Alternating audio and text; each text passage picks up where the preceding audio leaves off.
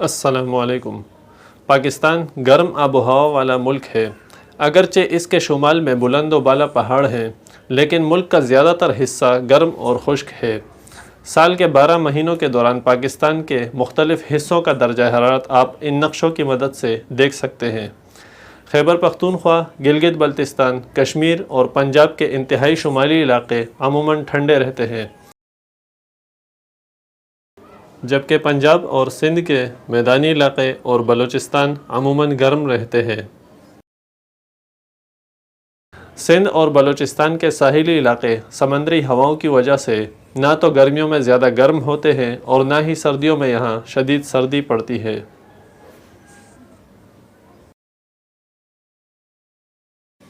بلوچستان میں کوئٹہ اور اس کے آس پاس کا کچھ علاقہ باقی بلوچستان کی نسبت ٹھنڈا علاقہ ہے۔